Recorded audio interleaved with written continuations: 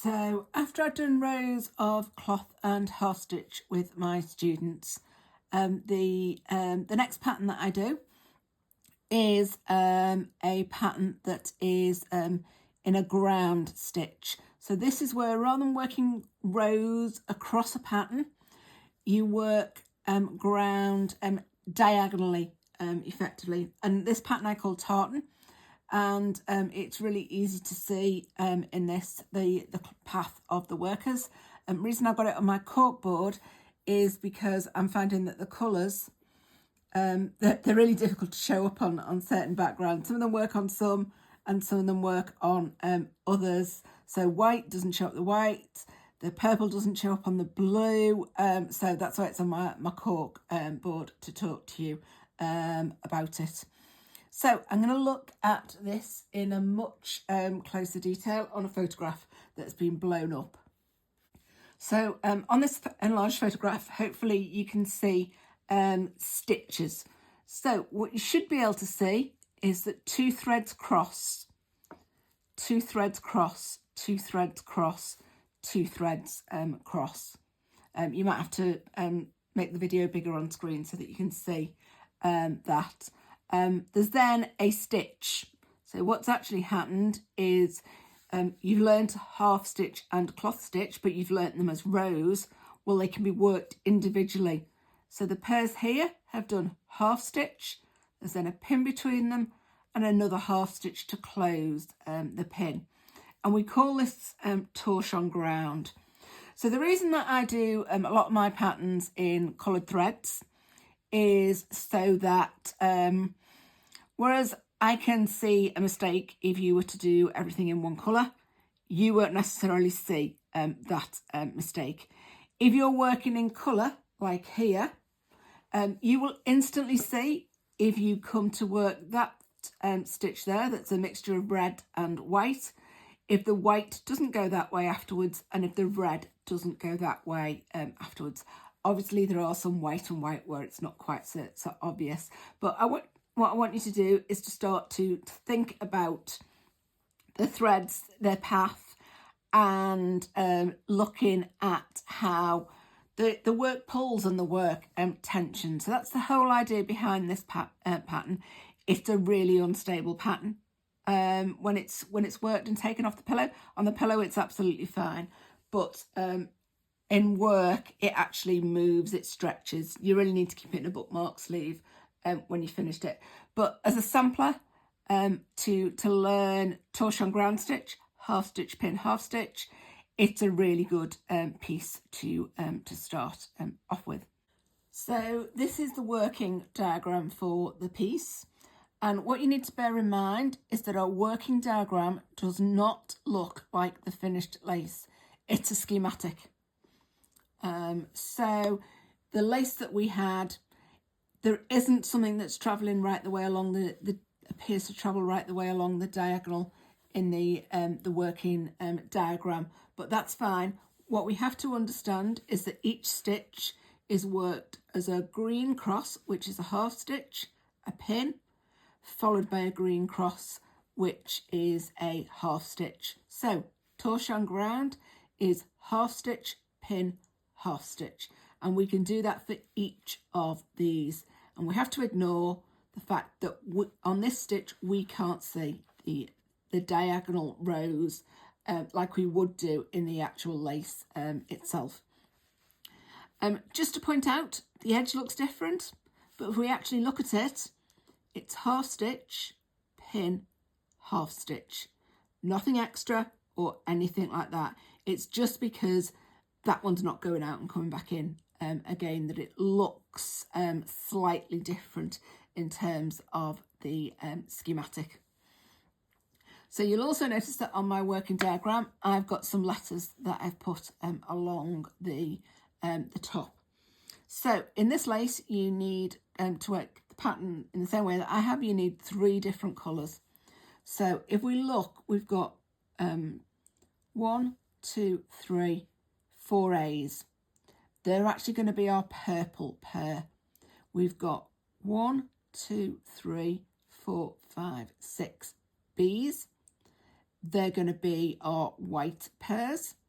And our C's, we've got 1, 2, that's our red pairs.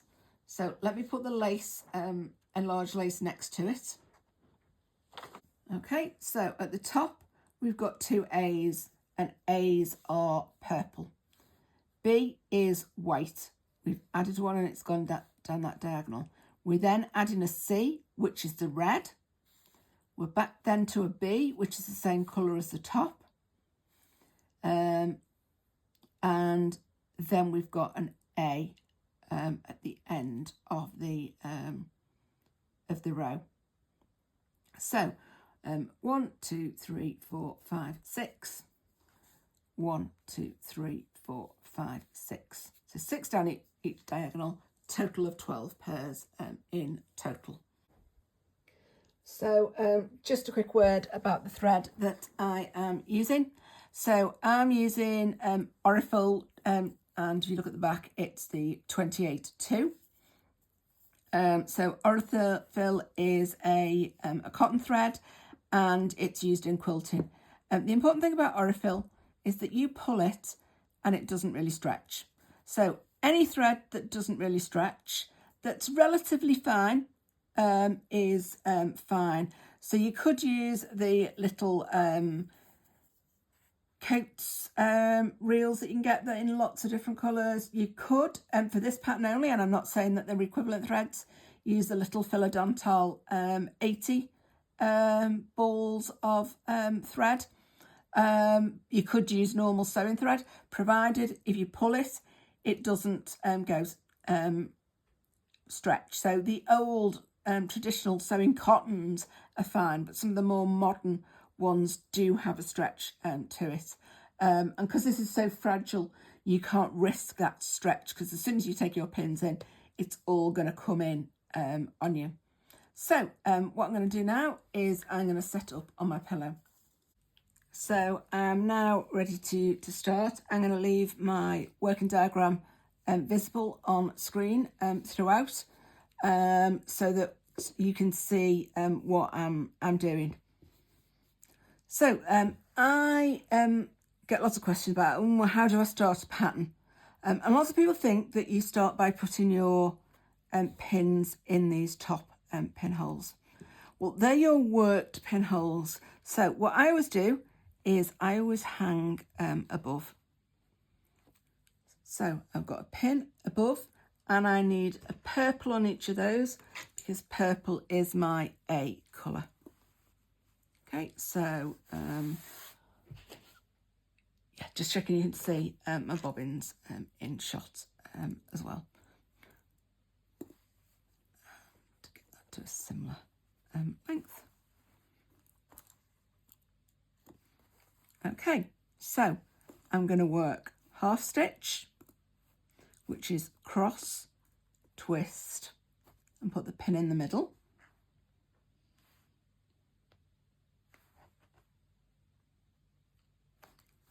Pin, half stitch, which is cross, twist.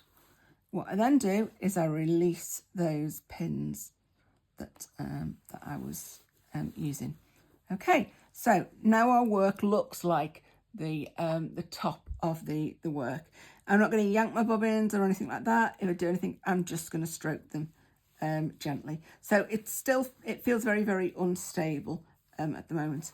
And I've just noticed that one of my bobbins is the loop on the top has come undone. So let me just fix that. So just retwist and put the those on.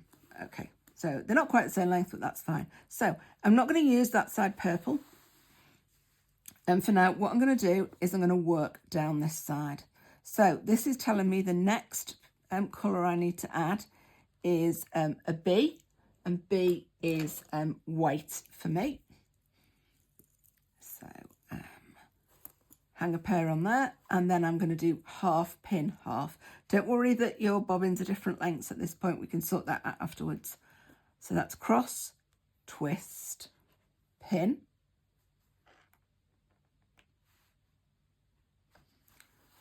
cross, twist, and then release. Okay, so that's fine. Push that one to the side, put the next one along. The next one along that I'm going to add is a C. So C is red. So let me add my red on the temporary pin, and again do half pin half. So that's cross, twist for half stitch, pin, cross, twist, release. Okay, so we've now got the red in, and I need bobbins lengthened a little bit for later on. Okay, so you can see I'm stroking bobbins. I'm not doing anything fancy with them. The next colour is B, and B is white. So again, I'm going to hang on at the side and do half stitch, which is cross, twist,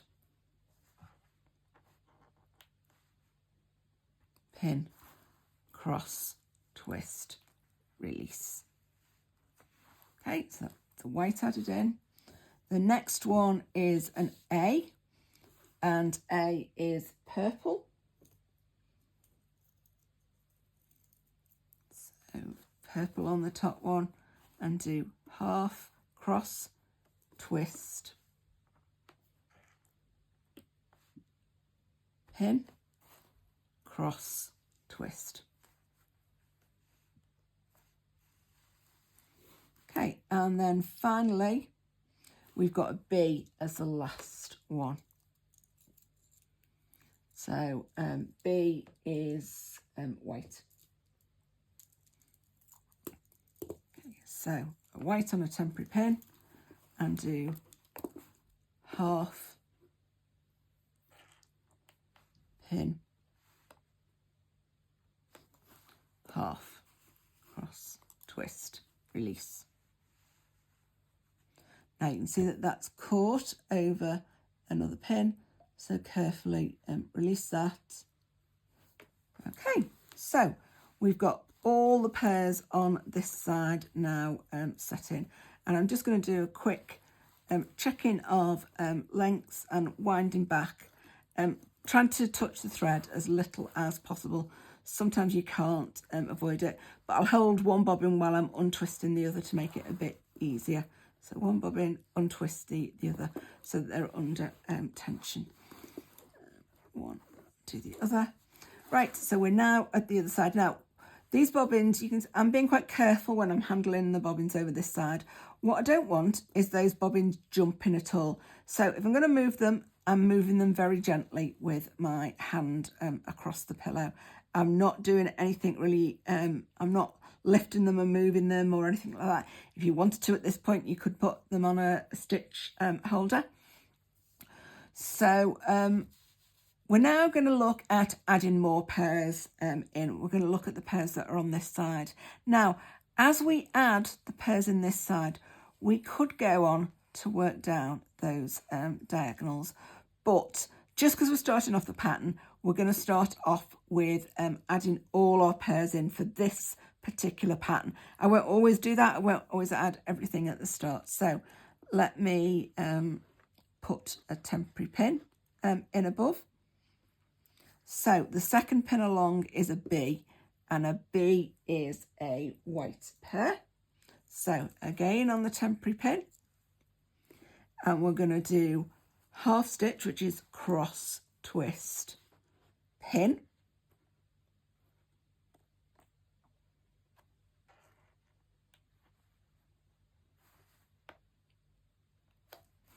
cross, twist, and release. And I'm going to lengthen that one so that it more or less matches the others while I've got it there.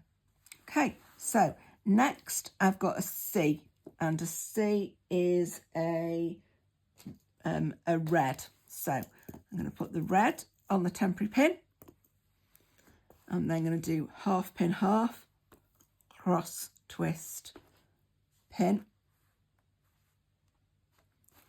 cross, twist, release, and put the pin back in. And again, I'm going to do a little bit of lengthening to fit. Okay, so the next one along is a B, and a B again is a white. So white on the temporary pin. Okay, and I'm going to do half stitch, cross, twist, pin, cross, twist.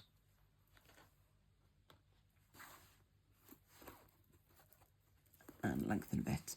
Okay, so after the B, we've got an A. So A is purple. Let's move that pin over to there, and it's half stitch, cross, twist, pin, cross, twist. Okay, and then we're going to put a B in as our final pin, as shown in the diagram.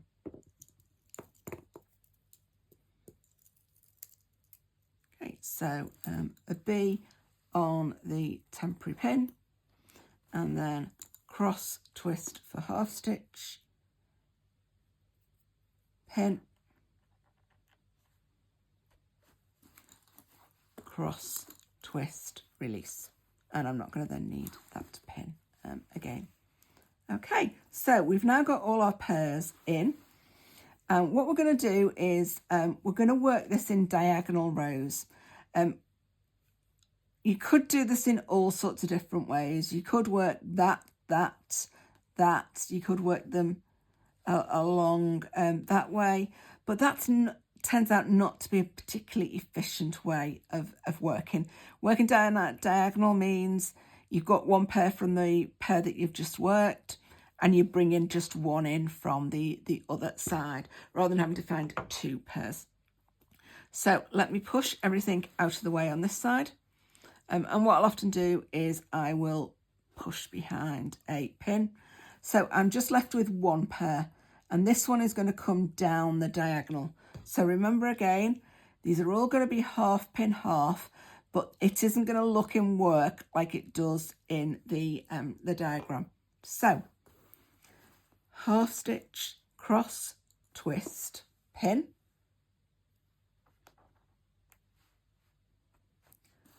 half stitch, cross, twist. Finished with that side, using that side, take the next one along. So cross, twist, pin,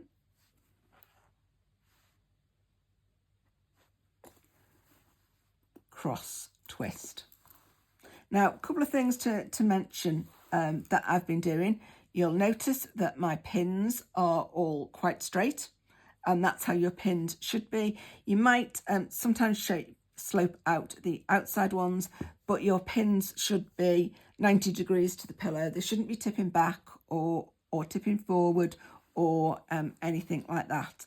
I'm also not lifting my bobbins to get to the pinhole. So let me do another stitch. Cross, twist, pin. So I'm sliding my pin up the pillow and then into the pinhole. I know you can't see me putting it into the pinhole because my hand's out of the way, but you can see it's nice and straight. I wasn't lifting up to see the pinhole, it was already there. And that's it, one of the advantages of having a pricking, that you're not making the dots as you go along. You can see exactly where you're doing. There's nothing in the way while you're doing that pricking. It takes a bit of time, but it's worth doing it in advance. This is all about stopping your lace rising or minimising the amount that it rises by keeping your bobbins against the pillow. So even when I'm lifting my bobbins, so cross, twist, I'm not actually lifting my bobbins that much. I'm not, you undo that stitch. I'm not doing cross, twist. They're very low to the pillow. It's cross, twist. It's as little height as I need to do the stitch and to swap them. So next stitch along, half stitch, which is cross, twist, pin,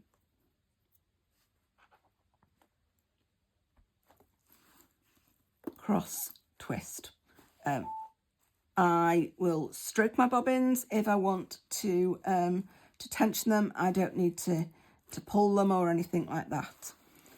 So then the next one is half stitch, pin, half stitch, which is cross, twist, pin, cross, twist. Okay, and the final one in the row is cross, twist, pin, cross, twist. Okay, so you can see how when I stroke my threads that it does tension it up. So let me go back to the top. So I'm gently moving everything along, nothing's jumping over anything else as I'm doing these movements. So the next one that I cut that hasn't got, that isn't on that diagonal, at the top of that diagonal is this white pair and its neighbour, which is the red pair. So half stitch, cross, twist, pin, cross, twist. In terms of where I'm handling my spangled bobbins, I'm handling them on the main part of the bobbin. I'm not handling them at the spangle. The spangle is a weak point on the bobbin, so you should avoid trying to hold it on at that spangle point. So move the white one out of the way for the next one along. So I'm holding in the middle of the bobbin, cross, twist, pin, cross, twist, stroke, cross, twist, pin,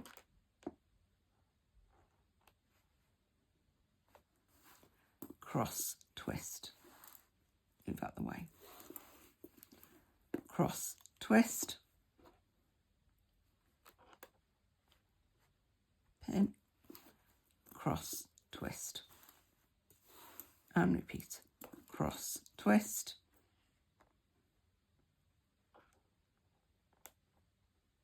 pin, cross, twist. So you can see how this red is travelling along the diagonal. The working diagram doesn't look like that, but that's fine. It's a green cross, which is a half stitch, pin, and another green cross, which is a half stitch. Okay, so final one of the row is half stitch,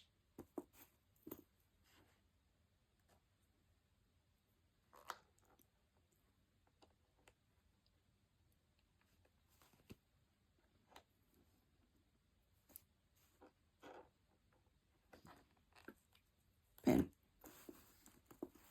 half stitch. I should say at this point that when I've pricked this pattern, I've had the wrong needle in my pricker. I normally use fine pins, and I thought I had a thicker needle in my pricker, and I haven't. So that's why it's taken me a bit of time to get into some of the pin holes. The pins that I am using are a 0.65 millimetre. And they are 26 millimetre long. So they're a standard Torchon medium pin. Some people might describe it as thicker, but yeah, on this pattern you want the holes to stand out. So we're then going to carefully move everything out of the way, being careful that nothing jumps. Okay, and then I'm going to take the next one along. So that's the white one. And I'm going to again do exactly the same. Half stitch, pin, half stitch, half stitch, pin, half stitch, half stitch, pin, half stitch, half stitch. But I'm going to make a mistake at this point to show you what would happen if you happen to get something wrong. So let's put the pin in.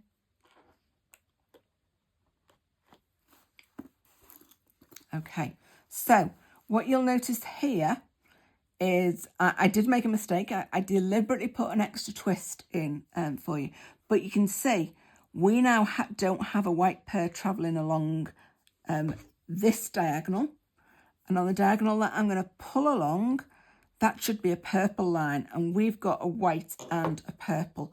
So that's an indication that we've made a mistake. So let's take the pin out and let's undo. To get back to exactly where I was before. So purple coming in from this side on the left hand side, white coming from the right. Let me do the stitch again. Half stitch, pin, half stitch. Now I've got purple travelling to the right, white travelling to the left. That's fine. So half stitch, pin, half stitch, half stitch,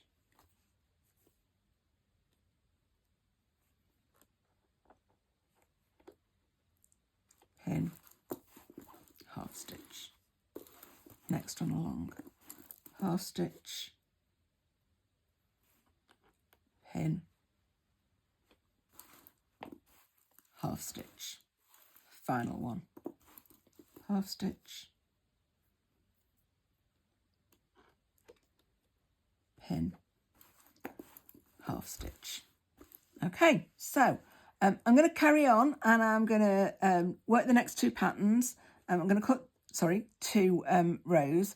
I'm going to cut the video, and when I'm back at the pillow, when you next see my pillow on screen, I'll be at this end at the top. So I want to show you how you start a new diagonal row along your work. So next time you see my pillow, I'll have done those couple of stitches. So I'm now back on my pillow, and I've worked another couple of rows, and I'm now I've completed that diagonal row. So there's no more to add or to bring in, obviously, along that diagonally row to extend it.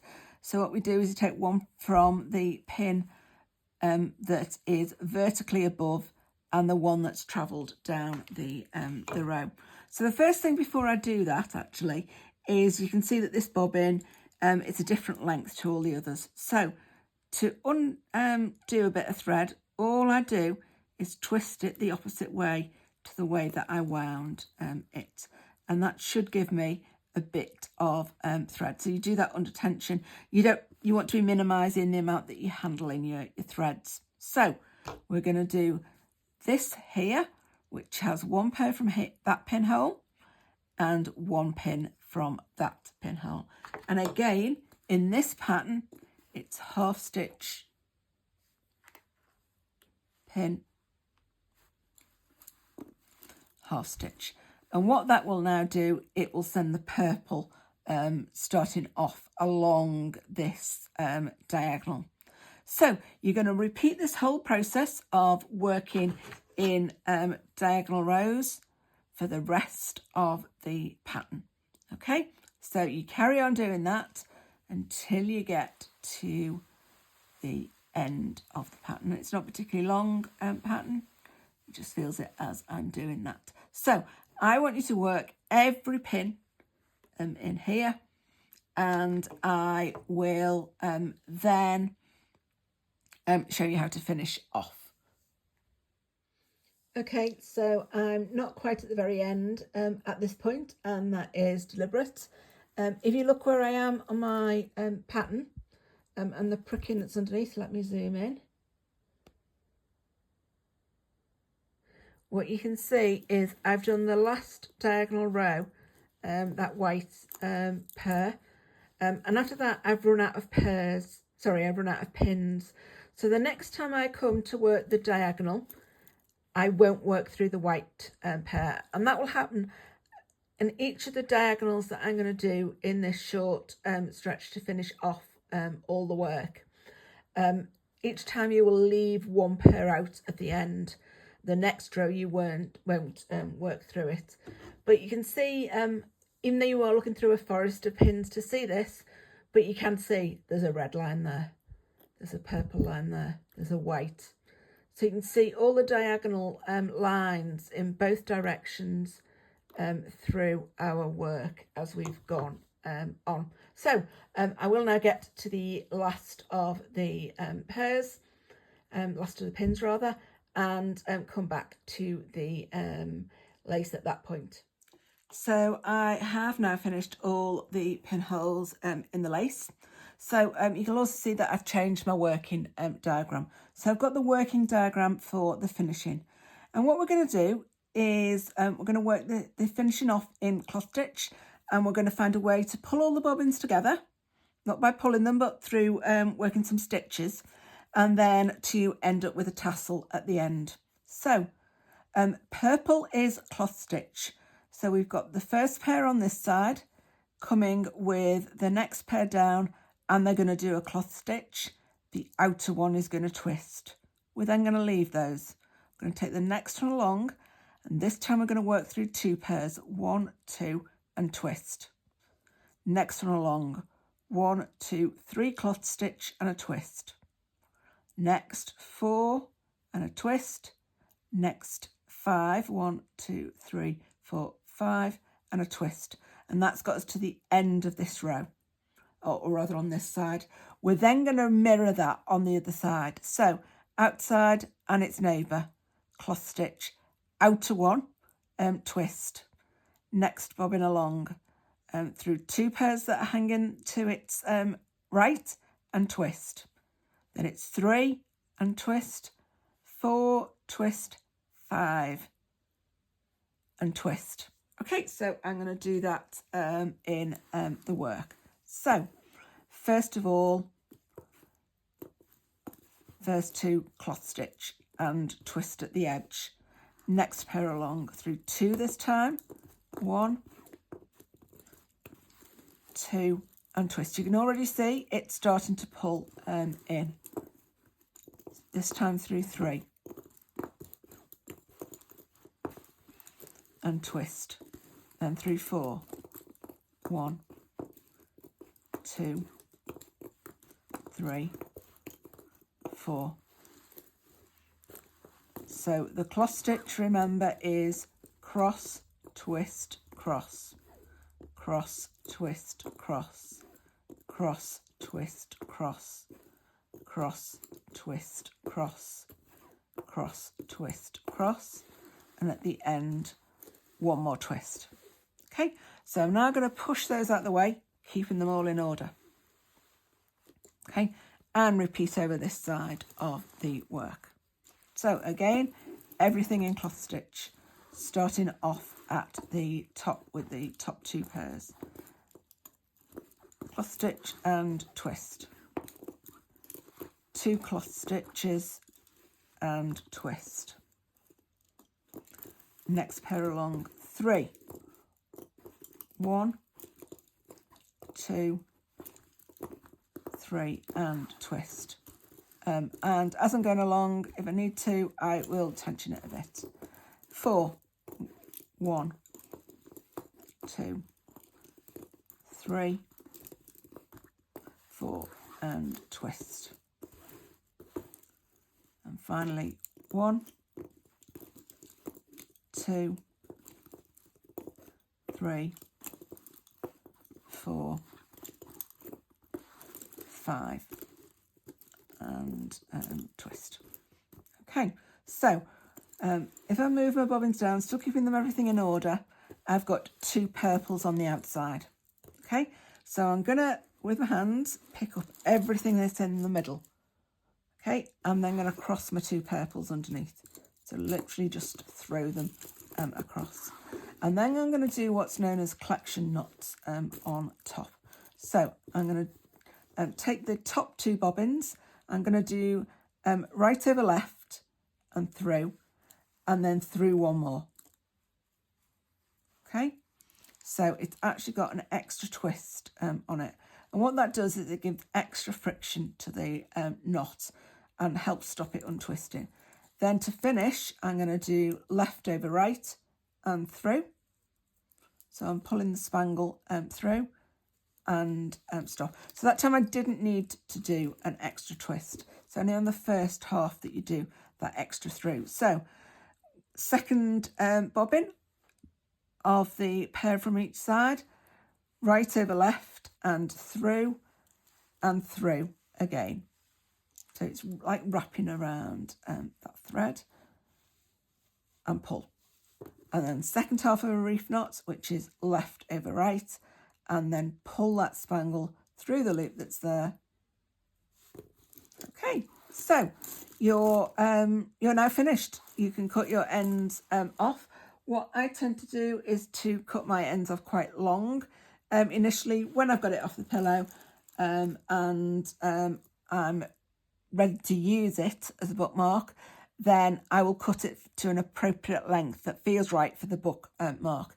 Now, the pins in this lace have all gone in as I've been recording this. I've worked it all in one go. This is a very loose piece of lace, as I've said. The pinholes really do need time to set on it. So I intend to leave this 24 hours before I take any pins out to make sure that, you know, the holes have had the maximum time to feel themselves. So that is the end of this pattern. Don't forget that if you need to skip back at any point in this video, that if you look at the description and show more and just look further down, the timings for each section of the video will be shown there. So this video is written for my students, but I am sharing it with other people. Anyone that does a class with me and does this as in a class, they'll get the video instructions and written instructions to go along with the pattern. Okay, thanks, bye.